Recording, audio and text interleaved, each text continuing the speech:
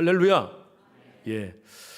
누가복음을 연초부터 제가 강의를 쭉 해왔습니다. 오늘 이제 마지막 말씀입니다. 물론 다음 주에도 누가복음 가지고 말씀을 하지만 공식적으로는 오늘이 마지막 말씀입니다.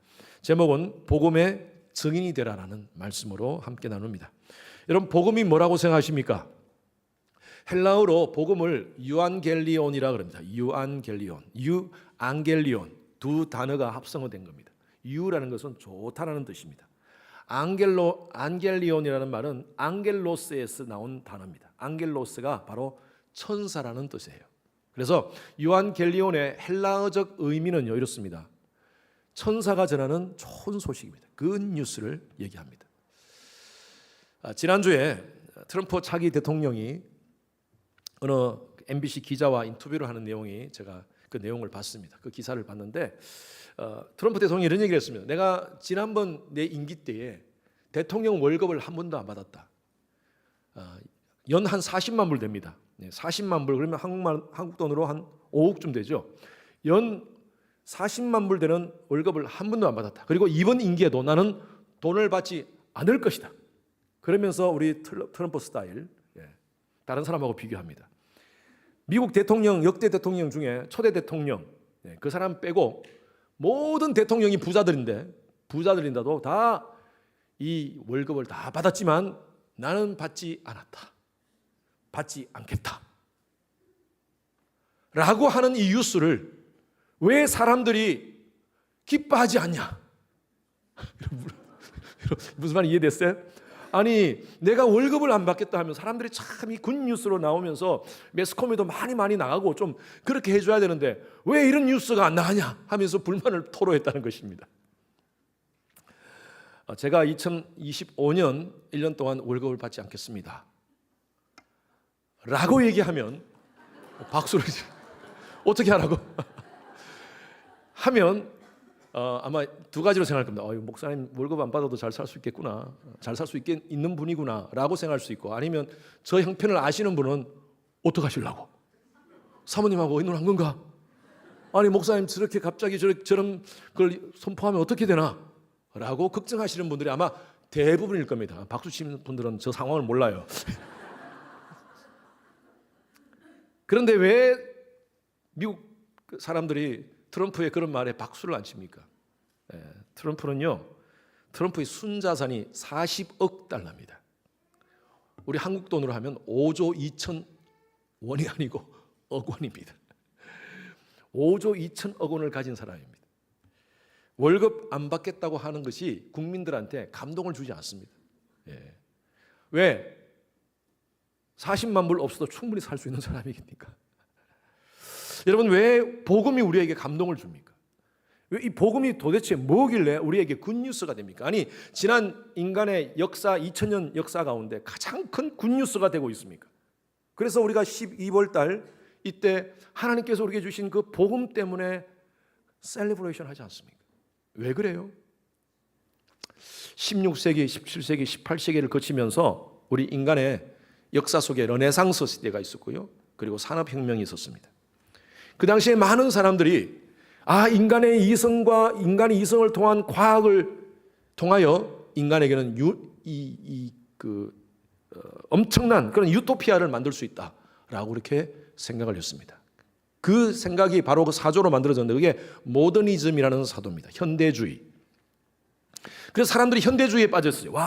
이 인간이 가지고 있는 이 이성과 또 과학의 이 능력을 우리가 믿고 이것을 잘 발달시키면 인간은 유토피아를 만들 수 있다라고 생각했는데, 여러분 웬걸요? 1900년대 초에 큰 두 가지 전쟁을 경험합니다. 세계 1차 대전, 2차 대전. 엄청나게 많은 사람이 죽었습니다. 인간이 과학으로 만든 무기로 한번 터뜨리니까. 과거에는 무기 전쟁하면서 사람들 부족 간에 전쟁하고 할 때 몇십 명, 몇백 명 정도 죽지만 이제는 무기 한번 큰 폭탄 한번 터뜨리니까 10,000명, 20,000명, 수만 명이 죽는 거예요. 이런 모습을 보면서 어떻게 인간이 잔인할 수 있는가? 이 모더니즘의 유토피아를 추구하는 것이 깨졌습니다. 그리고 그 후로부터 새로운 1950년대 이후에 새로운 사조가 생겼는데 그것이 바로 포스트 모더니즘입니다. 사람들이 영적인 것을 추구하기 시작했어요. 이 세상의 과학은 인간에게 유토피아를 줄 수 없구나. 그래서 인간에게 영이 있으니까 영적인 것으로 신에게 나아가자. 그래서 범신론이 많이 생기기 시작하고요. 거기서부터 요가 같은 것들이 생기면서 요가를 통해서 신에게 나아가는 그런 훈련을 하고요. 그리고 많은 다양한 신비주의적 종교가 생기기 시작했습니다. 그런데 문제는요, 이 포스트 모더니즘, 이 후기 현대주의라는 이 포스트 모더니즘이 인간에게 유토피아를 줄 수 있는가? 이러한 현상 때문에 수많은 사람이 악령에 빠지게 됩니다. 그리고 각종 음란이 더 많아지고 동성애 문제가 심각해지고 사람들은 점점 이런 영적인 세계, 잘못된 영적인 세계에 추구하면서 악령에 빠져가지고 정신질환에 빠지게 됩니다. 그러면서 인간들은 지금 심각한 그런 좌절 가운데 놓여 있습니다. 이것도 아니고 저것도 아니고. 그럼 우리에게 무슨 소망이 있는가? 인간은 스스로 유토피아를 만들 수 있는가? 결론은요, 없습니다. 왜 인간이 스스로 유토피아를 못 만드는가? 그것은요, 인간 속에 있는 죄성 때문입니다. 전쟁, 여러분, 인간 속에 있는 죄성 때문에 전쟁이 일어나는 거예요. 왜 악령에 빠지는가? 사단이 인간의 죄를 건드리고 그것 때문에 악한 영에 빠지게 되는 것입니다. 그래서 이 죄성 때문에 인간은 스스로 유토피아를 만들 수가 없습니다. 이 죄성이 뭡니까? 여러분, 죄성은요, 하나님께로부터 멀어지려는 성질입니다. 하나님 없이 살아가는 인생, 결론은요, 영적 사망입니다. 영원한 죽음입니다. 모든 인류가 아담이 찌질했던 그 죄로 말미암아 전가받은 그 죄로 말미암아 모든 인류는 영적 사망 가운데 빠지게 되었습니다. 하나님께서 이 문제를 하나님이 스스로 해결해 주신 거예요. 인간 스스로가 이 문제를 해결할 수 없음에 2000년 전 인간의 역사 속에 하나님이 스스로 인카네이션, 스스로 인간이 되셔서 이 땅 가운데 오신 사건이 바로 예수님이 탄생한 사건이에요. 그리고 그 예수님께서 그냥 탄생한 것이 아니라 우리가 크리스마스의 중요한 주제가 뭐냐면요, born to die입니다. 왜 오셨습니까? 죽기 위해서 오셨어요. 십자가에 달려 죽으심으로 말미암아 누구든지 그 예수 그리스도를 주라 고백하고 그 예수의 십자가로 말미암아 내가 구원받았음을 고백하는 사람들에게 하나님께서 영원한 사망에서 영원한 생명으로 옮겨주신 줄로 믿습니다. 여러분, 이것이 바로 복음이라는 거예요. 이것이 우리에게 가장 굿뉴스라는 것입니다. 이 복음은 하나님께서 엄청난 대가를, 이것을 우리에게 주시기 위해서 엄청난 대가를 지불하셨어요. 당신의 독생자를 죽게 하는 대가하셨습니다. 그것이 바로 12월 달 우리가 크리스마스를 우리가 맞이하면서 기념하는 이유가 바로 그것입니다. 오늘 누가복음을 마무리하면서 이 일에 너희가 증인이 되라고 얘기합니다. 이 일에 너희가 증인이 되라는 거예요. 첫 번째, 부활의 확실한 증인이 되십시오. 부활의 확실한 증인이 되십시오. 오늘 스토리는요, 오늘 본문이 배경이 되는 스토리는 엠마오 길로 가는 두 제자에 대한 스토리부터 시작됩니다. 이 스토리는 누가복음에만 특별하게 상세하게 기록되어 있습니다. 마태복음에는 이 스토리 없습니다. 마가복음에는 딱 2절만 있습니다. 그런데 이 누가는요, 이 스토리에 대해서 상세하게 기록하고 있습니다. 예루살렘에서 엠마오 길로 가는 두 제자의 이 사람들은 낙심과 실망 가운데 있었습니다. 왜냐하면요, 12제자에 속하지 않은 다른 제자입니다. 그렇게 그들이 따랐던 예수가 십자가 달려 비참하게 죽은 모습을 봤거든요. 우리가 따랐던 예수가 이렇게 죽을 수가 있는가? 이분이 우리가 메시아인 줄 알았는데 메시아가 아닌 것 같아.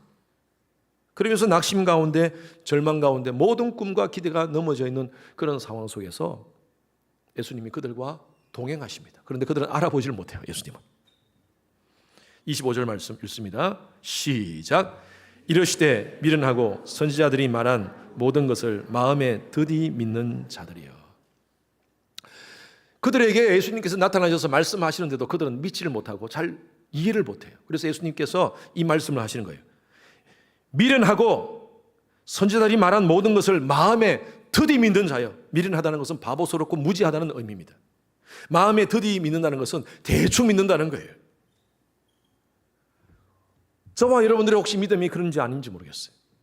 교회를 다니면서 신앙생활을 한다고 우리 하지만, 그러나 정말 예수에 대해서 몰라요.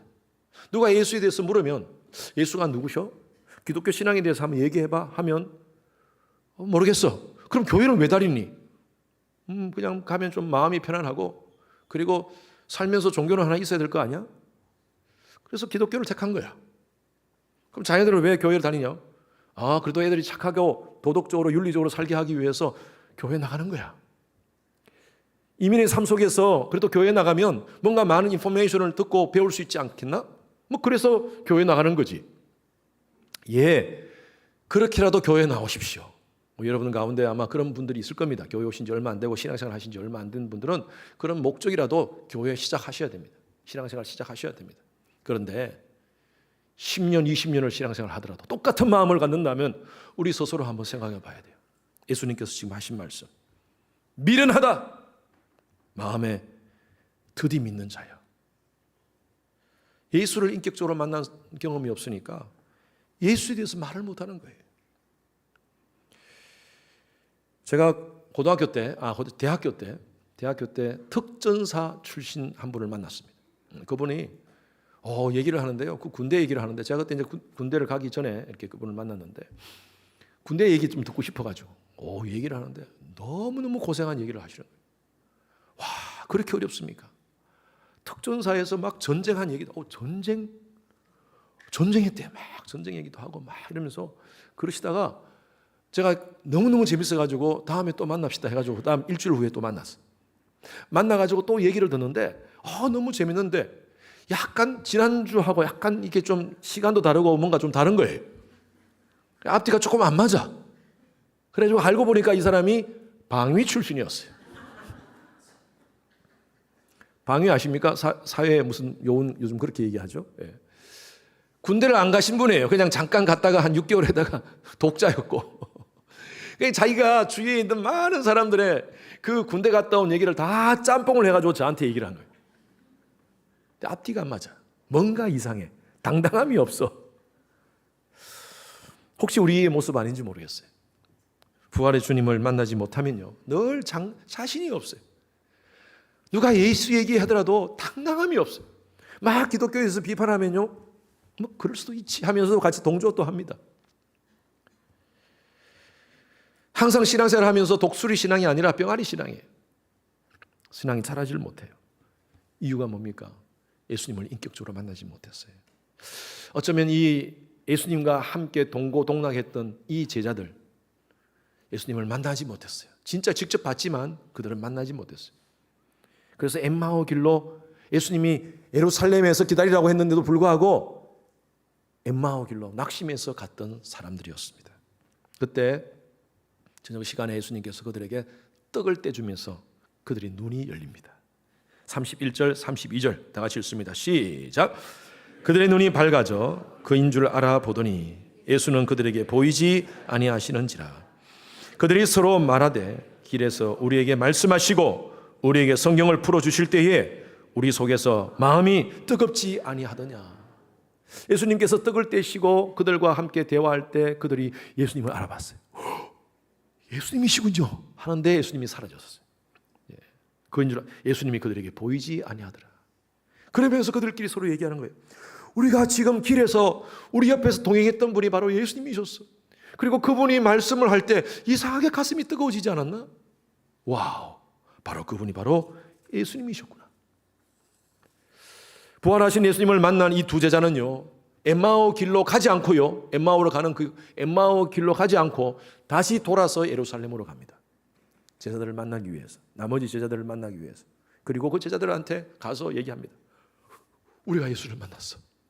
우리가 부활하신 예수님을 만났어. 그 예수님은 이런 모습으로 나타나셨어 하면서 막 대화하고 있는데, 제가 지금 꾸민 얘기 아닙니다. 성경에 나온 얘기를 하는 거예요. 막 얘기하고 있는데 예수님이 딱 나타나신 거예요. 나타나가셔가지고 제자들에게 손과 발을 보이십니다. 못 박혔던 손과 발을 보이십니다. 그리고 예수님이 하신 말씀이 바로 오늘 주제 말씀이에요. 48절 말씀. 우리 크게 읽습니다. 시작. 너희는 이 모든 일에 증인이라. 아멘. 예? 예, 우리 교회 지금 부흥의 기간, 앞뒤 기간 동안 달라진 모습이 아멘을 잘 하신다는 거. 할렐루야. 계속 keep it up 합시다. 예. 아멘 합시다. 예. 여러분, 이 증인이라는 것은 목격자라는 것입니다. 목격자. 이 모든 일의 목격자라. 이 모든 일이 뭐겠습니까? 예수님의 십자가와 부활의 증인이 되라. 이 제자들에게 진짜 예수님께서 이제 당부하시는 거예요. 여러분, 가끔 이렇게 길을 가다 보면 나무 같은데 사인이 붙어 있습니다. Missing dog 아니면 Missing cat이라고 붙어 있고 사진을 붙여놔요. 그리고 그 밑에 reward라고 적어 있어요. 어떨 때는요, reward 뭐 얼마 500불. 제가 가장 많이 붙여놓은 걸 봤는데 5,000불도 봤어요. 5,000불. 그러면 이 목격자가 내가 가다가 요 개를 봤습니다 하고 이 사람한테 얘기를 하면 이 사람이 돈을 5,000불 줄까요? 개가 강아지가 얼마나 크게 돈이 비싸길래 5,000불 걸었어. 그렇게 줄까요? 안 줘요. 목격자는요, 직접 보여줘야 돼요. 내가 개를 잡아가지고 잡는다는 표현이죠. 그래. 개를 딱 캐치를 해서 그 개를 데려다가 주인한테 가져왔습니다. 이게 목격이에요, 목격. 그러면 그 사람이 아마 돈을 줄 거예요. 너무 기뻐서. 개를 찾은 게 너무 기뻐서. 여러분, 맞습니다. 저와 여러분도 마찬가지예요. 예수를 만났다, 예수를 경험했다라는 것은요, 확실하게 예수를 프루브해 줘야 돼. 다른 사람한테. 내가 만난 예수 그리스도를 프루브해 주셔야 돼. 저와 여러분들은 예수님을 직접 만나지는 못했어요. 그렇죠? 예수님을 직접 만난 사람이 어디 있습니까? 예수님이 시간적으로 지금 역사의 가운데 2000년 전 분이신데, 사도 바울도 예수님을 만나지 않았어요. 직접 보지 않았어요. 그런데 사도 바울은요, 그의 삶 속에서 다메섹 도상으로 가다가 빛 가운데 임하시는 그 예수의 형상을 보고 그런 평생을 목숨을 다하여 나는 이 일의 증인이라. 할렐루야. 그렇게 전가하며 살았잖아요. 저와 여러분도 마찬가지입니다. 그럼 우리가 어떻게 예수를 직접 보지 않았는데 우리가 어떻게 예수를 만날 수 있습니까? 그게 바로 성령의 역사예요.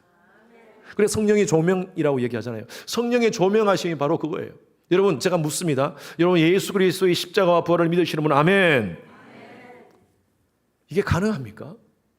우리는 얼마나 이성적이고 과학적인 것을, 우리는 또 경험적인 것을 우리가 따지는 사람들입니다. 논리적인 것을 따지고 합리적인 것을 따지는 사람이 저와 여러분들이에요. 아니, 여러분 저를 보십시오. 멀쩡하게 안 생겼습니까? 그냥 뭐 대충 다 믿는 걸로 하자라고 이렇게 할 것 같아요, 제가? 아니에요. 저도 이성을 가지고 있고요, 과학적인 논리적인 사고를 가지고 있는 사람입니다. 그런데 2000년 전에 십자가에 달려 죽으신 그 예수 그리스도가 나를 위해 돌아가신 그분의 놀라우신 역사로 저는 믿어져요. 여러분 어떻습니까? 믿어지시죠? 여러분, 이게 성령이 아니고서는요, 이 믿음을 우리 가질 수가 없어요. 그래서 늘 그렇게 따지는 분이 있어요. 안 믿어진다. 그래, 여러분, 아직도 여러분들이 사고와 여러분들이 것들이 모든 그것들이 경험과 과학적인 논리에 의해서 모든 것들을 판단하는 거예요. 이거 내려놔야 돼요. 그래서 제가 기도할 때마다 그렇게 부탁하잖아요. 나의 지정의를 하나님께 굴복하게 하소서. 여러분, 세상에 하나님만큼 지적인 분이 계시겠습니까? 하나님만큼 모든 것들을 할 수 있는 분이 있겠습니까? 인간은 연약한 존재입니다. 그래서 우리가 하나님께 굴복할 때, 그래서 신앙생활은요, 제가 3가지로 여러분들에게 부탁드립니다. Simple, humble, pure. Simple, humble, pure 하지 않으면 신앙생활 하기 정말 힘들어요. 왜 이렇게 신앙이 안 자랍니까? 하나님 앞에서, 다른 사람들 앞에서는 몰라도 하나님 앞에서는요, 우리가 simple, humble, pure하게 가야 돼. 그러면 2000년 전에 그 예수님의 십자가 부활의 사건이 나를 위한 사건으로 믿어져요. 할렐루야. 이게 바로 성령의 역사예요. 고린도전서 12장 3절 말씀 다 같이 시작. 성령으로 아니고서는 누구든지 예수를 주시라 할 수 없느니라. 할렐루야. 성령께서 조명하신다는 것입니다.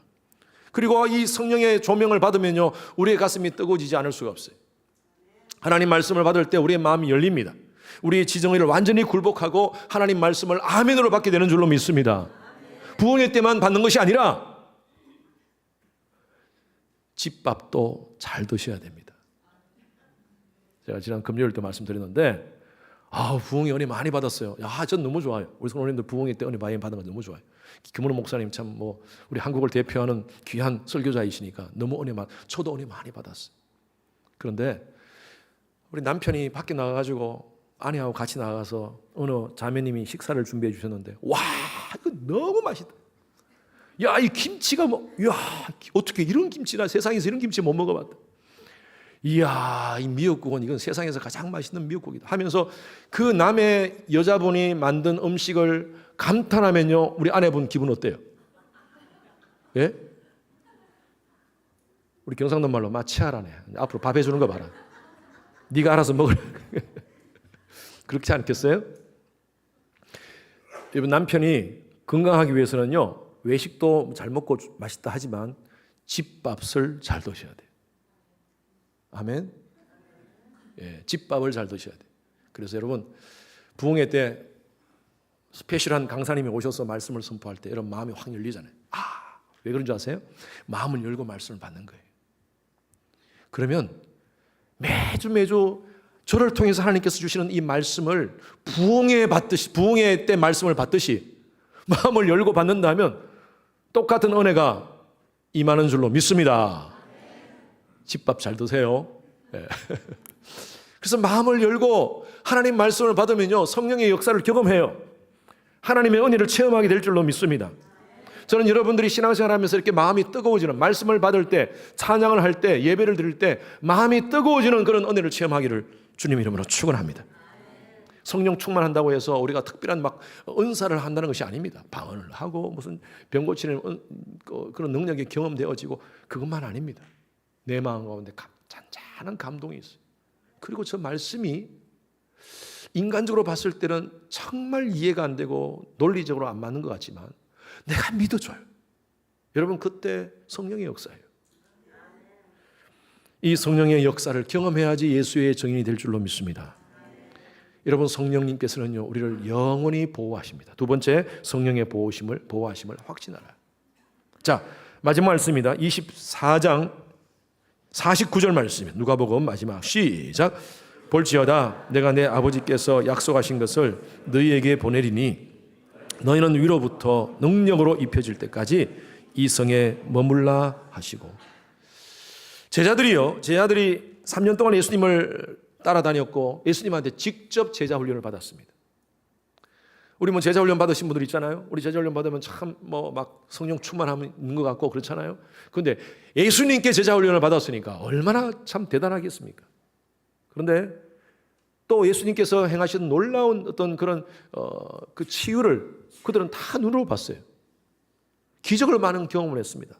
죽은 나사로가 살아나는 역사도 그들이 눈으로 봤어요. 그렇다면요, 이들이 얼마나 믿음이 좋아야 되겠습니까? 그런데 예수님이 십자가에 달려 죽었을 때 이들은 다 뿔뿔이 다 도망갔습니다. 심지어 베드로마저도 돌아갔습니다. 그러면서 자기 혼자 옛날 직업으로 돌아가는 것이 아니라 그 제자들에게, 다른 제자들 친구들에게, 야, 우리가 좀 먹고 살아야 되는데 이제 예수님도 안 계시고 이제 고기나 잡으러 가자. 그들에게 주신 사명을 완전히 망각했어요. 예수님이 그들을 어떻게 부르셨습니까? Fishers of men.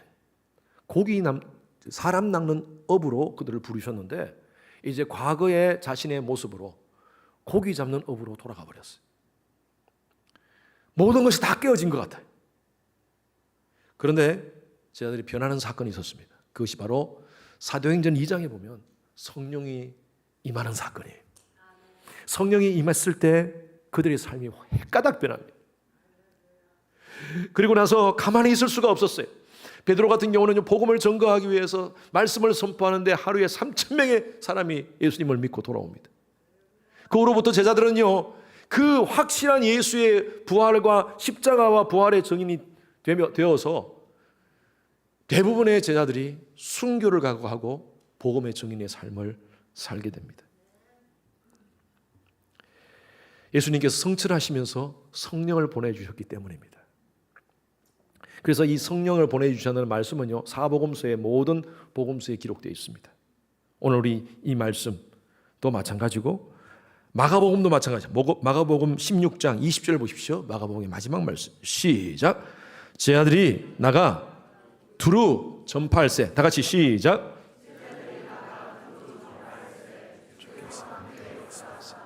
따르는 표적으로 말씀을 확실히 정언하시느니라. 아니, 예수님이 성천하시고 예수님은 안 계십니다. 지금 이 자리에 세상에 안 계십니다. 그런데 주께서 함께 했다 그랬습니다. 이게 무슨 말입니까? 주께서 함께 하셨다니요? 성령이십니다. 성령. 마가는 자세하게 이 부분에 대해서 언급하지 않았지만 요한이 또 이 부분에 대해서 확실하게 언급을 합니다. 16장 6절에서 7절 말씀 시작. 너희 마음에 근심이 가득하였도다.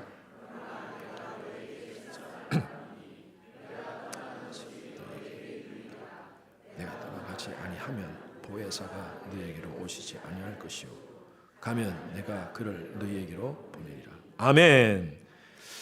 제 아들은요, 예수님이 떠나면 어떡하나 하면서 근심 가운데 있었습니다. 마음이 불안함 가운데 있었습니다. 그러나 예수님께서 제 아들을 위로하시면서 나는 떠나지만 보혜사 성령이 너희와 함께 있을 것이다. 도대체 예수님과 성령과의 관계가 무엇인가? 신학자, 아주 유명한 독일의 신학자 칼 바라트라는 사람이 이렇게 정의를 했습니다. 성령은 예수와 다른 존재가 아니라 성령은 그리스도의 부활과 함께 그의 부활 안에서 시작되어 그의 계시의 능력 안에 있는 그 자신이다. 즉 예수님의 현존이 바로 성령님이시라는 겁니다. 여러분, 이 자리에 예수님 계시는 거 믿으십니까? 누가 계세요? 성령이 계시기 때문에. 바로 예수님의 현존이 바로 성령님이시라는 거예요. 그래서 우리 마음에 감동을 줍니다. 때로는 우리 가운데 마음 가운데 확신을 줍니다. 때로는 우리의 감정 가운데 눈물을 줍니다. 근데 이 성령님이 누구시냐? 보혜사라고 표현합니다. 보혜사. 보혜사라는 헬라어 단어는요, 파라클레토스라는 단어인데, 파라라는 것은 곁에 있는 것이고, 클레토스라는 말은 깔레오라는 동사에서 나왔어요. 깔레오라는 것은 콜이라는 뜻입니다. 깔레오, 콜 영어가 이렇게 나온 거예요. 그래서 옆에서 부르시는 자, 위로하는 자, 바로 우리를 위로케 하시는 존재가 바로 보혜사라는 것입니다. 왜 우리에게 위로가 필요할까요? 왜 인간의 삶 속에 진정한 위로자가 필요할까요? 인간은요, 본성적으로 늘 두려움에 있습니다. 인간은 태어날 때부터 늘 두려움 속에 태어납니다. 그래서 여러분, 아이가 태어날 때 하하 웃으면서 태어나는 애 봤습니까? 예? 할렐루야 하면, 물론 할렐루야는 못하겠지만 막 기쁨으로 이 세상에 나온 것을 기뻐하면서 태어나는 애 봤어요? 다 웁니다. 왜 그럴까요? 엄마의 뱃속에서 평안함과 보호라는 어떤 그런 마음의 컴포트가 있었는데 그 속에서 밀려 나오잖아요. 예? 어떨 때는 밖에서 잡아 당기고 그렇게 나오면서 이 아이의 심리 가운데, 이거는 그 심리학자들이 연구한 거예요. 심리 가운데 두려움이 팍 박혀버리는 거예요. 그런데 우리가 성경적으로 보면요, 이 두려움의 감정은요, 인간이 가지고 있는 최초의 감정이었습니다. 창세기 3장 9절 말씀에 죄를 지은 아담이 숨어 있을 때 하나님이 아담을 찾습니다. 아담아, 내가 어디 있느냐? 그때 아담이 뭐라고 표현합니까? 내가 벗었으므로 두려워하여 숨었나이다. 여러분, 왜 벗게 되었어요? 이건 지금까지 벗고 있었어요. 그런데 벗은 것을 몰랐어요. 인간 속에 죄가 들어가면서 이걸 깨달은 거예요. 그래서 아담의 이 죄가 모든 인류에게 전가되었습니다. 그러면서 인간에게 두려움의 감정도 전가되었어요. 그런데 하나님께서 임마누엘 하셔서 인간의 근본적인 두려움의 문제를 해결해 주신 줄로 믿습니다. 영원한 사망에 대한 두려움, 이건 근본적인 인간의 두려움입니다. 죄 때문에 온 그 두려움의 문제를 예수 그리스도께서 이 땅 가운데 오심으로 말미암아 누구든지 예수 그리스도를 주라 고백하는 자에게 영생을 얻었고 심판에 이르지 아니하나니 사망에서 생명으로 옮겨온 복을 주신 줄로 믿습니다. 내 백성 내가 책임지겠다는 거예요.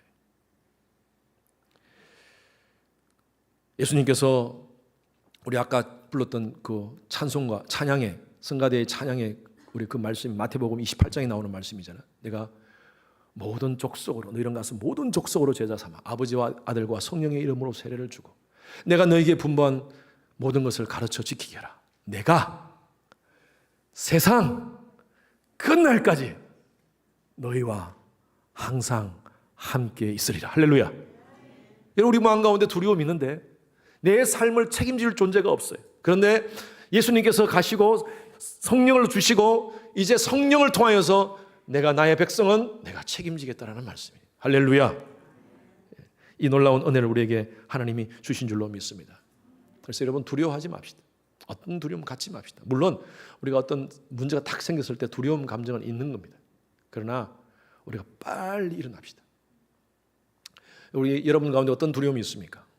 한국에서 오신 지 얼마 안 된 분들은 아마 영어에 대한 두려움이 있을 것 같아요. 가다가 갑자기 미국 사람이 나타나고 갑자기 미국 사람이 말을 걸면 뭐라고 대답하나 하면서 두려움이 있죠. 예. 어떤 유학생이 차를 타고 가다가 스피드로 경찰한테 걸렸어요. 처음으로 미국 와서 차를 몰고 가다가 경찰한테 걸리니까 얼마나 두렵겠습니까? 막 두들 떨면서 어떤 말을 하나 하는데 경찰이 딱 와가지고 얘기하니까 이제 한국식으로 좀 한번 봐달라고 Please look at me once again 이런 말을 하지 않고 한번 봐주십시오 이게 아니고 설명을 하기 위해서 경찰을 설득하기 위해서 이렇게 얘기했답니다. This time boom, next time boom. 여러분 이해하셨어요? This time은 내가 붕 해서 스피드로 좀 올라가지만 next time은 내가 붕 천천히 가겠다는 경찰이 봐줬대요. 웃으면서 야 그게 통하네요. 그죠? This time 붕, next time 붕. 여러분도 한번 써먹어 보세요. 우리는 경제적인 두려움도 있습니다. 건강에 대한, 자녀에 대한, 신분에 대한, 관계, 사업, 직장 여러 가지 많은 두려움이 우리를 때로는 의기소침하게 만듭니다. 사심 없게 만듭니다. 그러나 신앙생활은요 여러분들 혼자의 싸움이 아닙니다. 눈에 보이지 않지만 언제나 우리와 함께 계시는 보혜사 성령님이 계시는 줄로 믿습니다. 우리가 부르는 찬양이 있잖아요. 주위를 둘러보면 아무도 없는 듯 믿음의 눈을 들면 보이는 분 계시네. 지금도 내 안에서 역사하고 계시는 사망과 어둠의 권세 물리치신 예수님. 할렐루야.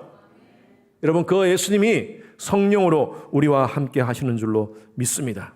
여러분 누구를 우리가 의지할 수 있겠습니까? 누가 우리를 책임질 수 있겠습니까? 미국이라는 이 큰 나라 강대국이 우리를 책임질 수 있어요? 여러분 미국 시민권 가진 분들은 미국이라는 나라가 나를 책임질 것 같습니까? 트럼프 대통령이 나를 책임질 수 있을 것 같아요? 우리 대한민국 우리나라가 우리를 책임질 수 있을 것 같아요? 대한민국 대통령이 우리를 책임질 수 있습니까? 이번에 여러 가지 많은 이런 한국에서 일어나는 사태를 보면서 이야 대통령 정말 무력하게 되는구나. 이렇게 어떻게 이렇게 무너질 수 있는가? 누구도 우리를 의지할 수 없습니다. 하나님밖에 없는 줄로 믿습니다. 제가 아내하고 결혼하기 전에 아내는요 저를 거의 하나님 다음으로 신적인 존재로 인정했습니다. 그래서 저도 큰 소리 딱 쳤어요.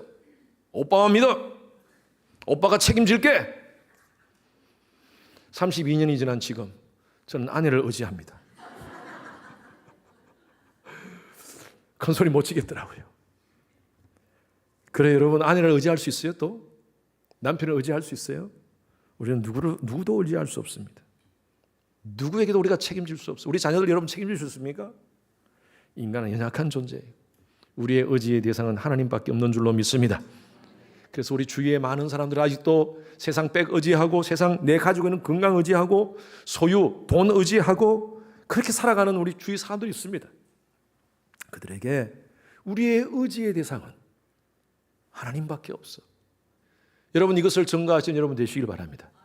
예수 십자가 부활의 증인으로 삶을 사시는 여러분 되시기를 바랍니다. 복음으로 사람들을 살려야 됩니다. 조금 짧게 해서 십자가 부활의 정인이 됩시다. 이것은 바로 교회의 사명입니다. 이제 18일 날 우리 수요일 날 우리 멕시코 선교 떠납니다. 가만히 보면요, 항상 갔던 분들이 항상 가세요. 왜 그런 줄 아세요? 그곳에 가서 물론 굉장히 헌신하고 갑니다. 그들의 시간, 그들의 물질 다 헌신해서 그곳에 갑니다. 우리가 보기에는 저렇게 바쁜데, 이번에 보니까 직장생활 다 스케줄 바꿔가지고 가시는 분도 계시고, 또 학생들은 시험 지금 연말 이렇게 마지막 시험 칠 때 아닙니까? 학기말 시험. 근데 시험 스케줄도 바꿔가지고 시험 먼저 치고 아이들이 떠납니다. 왜 그렇게까지 해요? 여러분 이 노래 아는지 모르겠어요. 맛을 보고 맛을 아는 샘표 간장. 맛을 봤기 때문에. 여러분 그곳에 가서 한 영혼에게 복음을 전가하고 그 영혼이 주님께로 돌아오는 그 모습을 보면요, 선교를 떠나지 않을 수가 없어요. 다음에도 선교합니다 하면 안 갈 수가 없어요. 가슴이 두근거려서. 그래서 가는 사람만 가는 거예요. 보면 여러분 이 예수 그리스도의 복음을 전가하는 것은요, 가장 중요하고 가장 시급한 일인 줄로 믿습니다. 제 아들이 한 4살 때, 3살 4살 때입니다. 캘리포니아에 있을 때, 그때 어느 장로님 댁에 구역 예배를 한다고 저희 가족을 초대했습니다. 제가 부목사 시절에. 그때 마치 저희 처제가 저희 집에 방문했을 때입니다. 그래서 처제와 함께 같이 아이들 데리고 그 장로님 집에 갔습니다. 장로님 뒤에 풀장에 섰어요. 가정에 이제 풀이 있었고 그 옆에 바비큐 파티를 하고 있었어요. 다들 즐겁게 재밌게 대화하고 얘기하는데 갑자기 저희 처제가 풀장 물로 뛰어든 거예요. 뛰어들었어. 그래서 저도 제 아내도 그 권사님을 돕는다고 부엌에 있었고, 저도 사람들 만나서 얘기한다고 그냥 보질 못했어요. 그런데 제 아내가, 제 처제가 뛰어들어서 건져낸 사람이 제 아들이었어요. 아들이 물속에 빠진 거예요. 아무도 보지 못했어요. 처제가 가다가 보니까 깨가 빠져 있는 거예요. 그냥 뛰어들어가지고 그 아이를 건져내었어요. 처제가 간호사라서 그 위기를 면했습니다. 그래가지고 인공호흡하고 해가지고 살려냈어요. 저는 지금도 아찔해요. 아무도 보지 못했더라면, 그러면 평생 저는 후회하면서 그 아들에 대한 그 마음을 가지고 살았을 것 같아요. 제가 설교를 준비하면서 그 생각이 떠올랐어요. 여러분 주위에 지금 아직도 영적으로 하나님을 모르고 복음을 모르고 사망의 물에 빠지고 죽어가는 사람들이 있을 겁니다. 어쩌면 여러분들의 친척, 아니 여러분들 부모님, 자녀들, 가장 친한 친구, 내가 매일 만나는 사람, 여러분 그런 사람이 지금 영적으로 죽어가고 있어요. 우리가 만약에 그들을 외면한다면 우리는 언젠가는요, 하나님 앞에서 영적 직무유기예요. 그들을 구원하라고 하나님께서 나를 그 옆에 붙여주셨는데 내가 복음을 한 번도 얘기하지 않았다면, 여러분 지난 2024년을 살면서 단 한 번이라도 내가 예수를 믿습니다, 내가 믿는 예수가 너무 좋아요, 그리고 인생에 의지할 대상은 그분밖에 없는 것 같습니다, 예수 믿으세요 라고 얘기한 대상이 있습니까? 그렇지 않다면 정말 여러분들, 우리가 예수를 믿는 거 맞습니까? 이 복음의 가치를 알고 있는 거 맞습니까? 이제 내년에 우리가 Live Out a Missional Life라는 그 주제를 가지고 우리가 함께 1년을 달려갈 것입니다. 내가 만날 한 영혼, 그들을 향한 복음에 대한 긴급성과 중요성을 잊지 마시고 한 영혼 사랑의 열정으로 복음을 전가하는 여러분 삶이 되시기를 주님의 이름으로 축원합니다. 우리 이 시간 같이 함께